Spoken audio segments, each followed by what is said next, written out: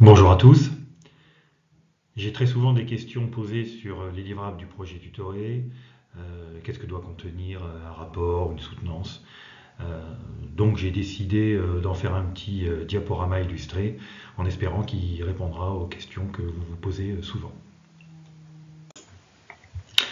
Donc voilà les questions qui sont souvent posées.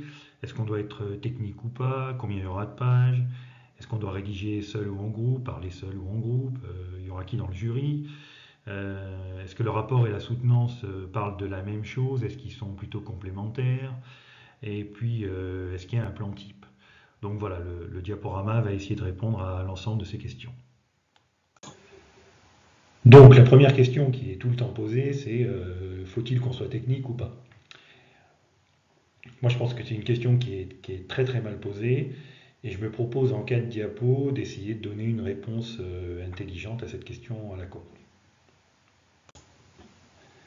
Donc, pourquoi cette question de la technique est une question à la con? C'est parce qu'on s'intéresse au contenu avant de s'intéresser au message.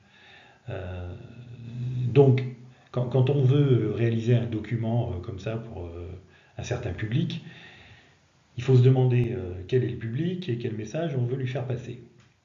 Ici, le public, que ce soit le lecteur du rapport ou les membres du jury de la soutenance, ce sont des formateurs, y compris votre maître d'apprentissage dans l'entreprise, parce que sa position lors du jury, ça sera une position de maître d'apprentissage au sens propre du terme, qui viendra voir comment son apprenti a évolué. Le jour de la soutenance, il n'est pas là pour mesurer la pertinence technique du produit que vous avez réalisé. Euh, de façon parallèle, le responsable de la formation va lui demander une évaluation technologique de votre produit.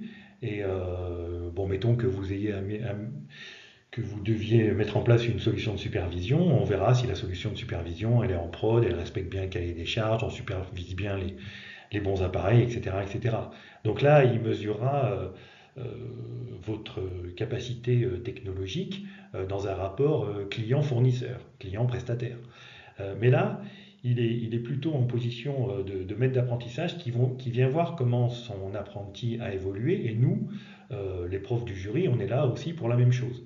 Donc, le message que vous devez faire passer, c'est votre capacité à avoir évolué pendant le projet à travers une approche compétence. Vous vous posez sûrement la question de savoir quelle est cette approche compétence. Donc, Julien Bréau et moi, on a travaillé pendant un an avec un expert international qui s'appelle Jacques Tardif sur l'approche compétence. Donc, il s'ensuit l'existence maintenant d'un référentiel qui tient sur 2 pages et qu'on a déposé sur EPREL. Il a le nom que vous voyez en bas de diapo, là, 07, compte rendu. Donc, le 07 veut dire qu'on est arrivé à la 7e version. Donc, c'est le fruit d'un long travail qui nous permet de décliner les compétences qu'on souhaite vous voir acquérir dans la licence pro.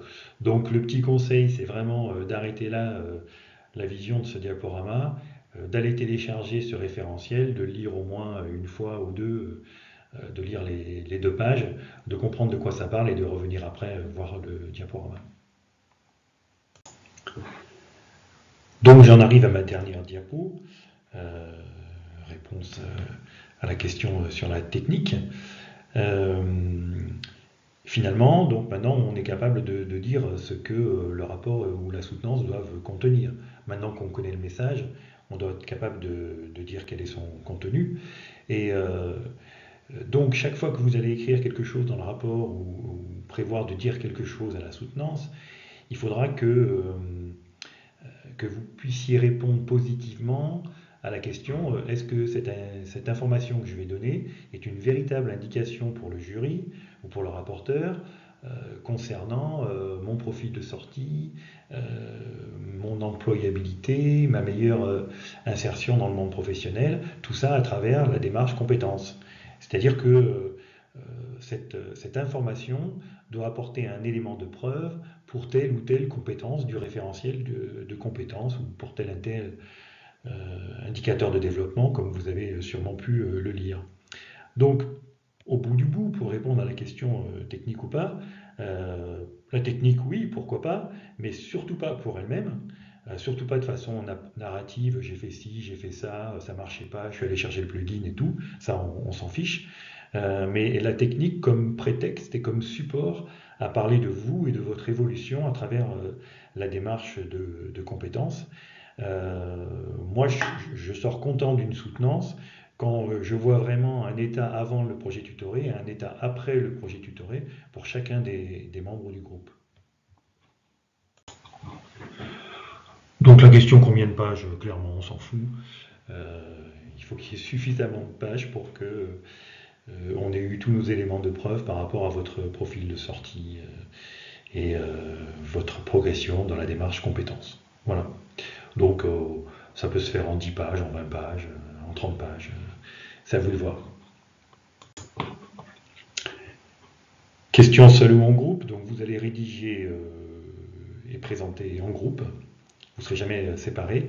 Mais ça ne vous empêche pas, que ce soit dans le rapport ou, dans la soutenance, à un moment donné de parler à la première personne, de dire j'ai progressé comme ci, j'ai progressé comme ça m'a fait ci, ça m'a fait ça. Toujours, je le répète et je le martèle, en rapport avec la démarche compétence. Et là, à l'intérieur d'un travail de groupe, vous pouvez prendre et donner des choses différentes. Et donc, c'est souvent le moment pour en parler. Dans le jury, il y aura au moins 2 personnes, donc un prof de la formation et votre EMA, en espérant vraiment qu'il soit là. Alors, maître d'apprentissage ou n'importe quel représentant dans l'entreprise, en fait, l'idéal, c'est qu'on ait à nos côtés la personne qui vous a suivi dans l'entreprise pendant la gestion de ce projet. Et je répète encore une fois qu'il a là une position de formateur ayant accompagné les jeunes dans la réalisation de leur projet. Est-ce que le rapport et la soutenance doivent parler de la même chose, être construits sur le même plan? Euh, Là encore, il faut se préoccuper du public. Et il faut savoir que le prof qui sera là dans le jury est le prof qui n'a pas lu votre rapport. Euh, donc, donc il doit y avoir une espèce d'autosuffisance entre le rapport et la soutenance. Euh, Mettez-vous dans la peau du jury qui a priori, dont le prof ne connaît absolument pas la teneur de votre projet et donc votre soutenance doit être complètement autonome par rapport au rapport. On en arrive à la rituelle question du plan type. Donc ça, c'est une question à laquelle nous, les profs, on n'aime pas trop répondre parce qu'on n'aime pas figer la démarche de nos étudiants. Donc pas de plan type, mais, euh, mais on va devoir trouver des éléments qui vont nous permettre de remplir la grille d'évaluation que nous, on a par derrière. Et cette grille d'évaluation, elle est fortement reliée à la démarche compétences et donc au référentiel de compétences. Donc, vous allez avoir un cœur technologique du rapport dans lequel vous allez montrer votre capacité à dominer la technique pour rendre le service, euh, comme on l'a vu un peu tout à l'heure. Mais qu'est-ce qu'il doit y avoir d'autre? Donc, moi j'aime bien, et je dis moi là, parce que je me mouille un peu, une intro de groupe. Euh, Pourquoi c'est ce groupe, avec ces étudiants, qui ont choisi de réaliser cette mission dans cette entreprise. Voilà, vous n'êtes pas là par hasard. Donc, comment le groupe s'est constitué autour du projet, par affinité, par technologie, enfin voilà. Il doit y avoir un rappel du cahier des charges qui est très orienté service rendu, hein, pas comment mais pourquoi, qu'est-ce qu'on cherche à rendre comme service. Il nous faut absolument des retours sur la façon dont vous avez travaillé en équipe, à la fois la méthodologie que vous avez utilisée pour travailler entre vous, pour travailler avec votre responsable, quelles sont les difficultés que vous avez rencontrées. En général, il y en a pas mal, et c'est vraiment intéressant de revenir dessus. Euh, il nous faut vraiment un état de sortie côté client qui montre vraiment le degré d'aboutissement du projet. Alors là, pour le coup, côté technologique, c'est euh, sans entrer dans les détails, mais toujours par rapport au service rendu, euh, à quel pourcentage de réalisation du service rendu vous êtes arrivé. Il faut que nous, le jury, on se rende compte que le job a vraiment été fait. On aime bien voir le lien entre le projet tutoré et la formation. Euh, on vous le dit depuis le début, on a une formation généraliste, on voit de tout, donc on est expert en rien. Ça veut dire que chaque fois on vous donne des briques, des notions, et que quand en projet ou en étude de cas vous devez aller plus loin, eh ben, il faut que effectivement vous alliez plus loin que les informations qui vous ont été données par les formateurs, qui ne pouvaient pas tout faire, et donc forcément vous êtes allé chercher de l'information par ailleurs de façon plus poussée pour répondre aux problèmes qui vous étaient posés.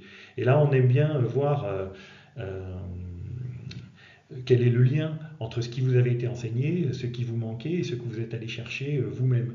Quitte à d'ailleurs être proactif en disant, finalement, dans la formation, on aurait pu aussi nous parler de ci ou de ça. Nous, on est preneurs de ce genre d'idées. Alors, on n'arrive pas à tout faire, hein, parce qu'on est contraint par le temps et la volonté d'être généraliste, mais souvent, ça nous donne des idées et on essaye d'améliorer la formation comme ça. Moi, j'aime bien avoir un bilan. Comme c'est un bilan, c'est plutôt un retour sur le passé, dire ce qui a marché dans le projet tutoré, ce qui n'a pas marché, ce qu'on y a appris, technique, humain, voilà. Donc ça, c'est vraiment orienté retour d'expérience. Voilà tout ce que j'ai appris. Et puis, une conclusion. Alors moi, je fais une différence entre le bilan et la conclusion. Pour moi, une conclusion, c'est tourner vers l'avenir. Donc à la lumière du bilan, de votre retour d'expérience, euh, comment ça impacte votre projet personnel, professionnel, et vers quoi vous vous destinez. Est-ce que ce projet tutoré vous a donné des indications sur vous-même et sur la technologie pour vous orienter dans telle ou telle voie de l'administration? Bref, ayez donc tout le temps à l'idée que le jury va aller chercher des informations, des éléments de preuve sur l'évolution de vos compétences et de votre employabilité, et qu'on sortira content de la lecture du rapport ou de la soutenance, voilà, si on a des informations sur chacun de vous, à travers les 4 compétences qui sont de mémoire, rendre les services liés au système d'information, être capable de collaborer avec les différents acteurs, assurer la veille techno et puis assurer la sécurité du système d'information. Voilà, tout est là. Et je le répète encore une fois, à chaque fois que vous mettrez une information dans le rapport ou la soutenance, demandez-vous si elle donne une indication par rapport à votre évolution dans la démarche compétences. Voilà, merci de m'avoir écouté jusqu'au bout. À bientôt.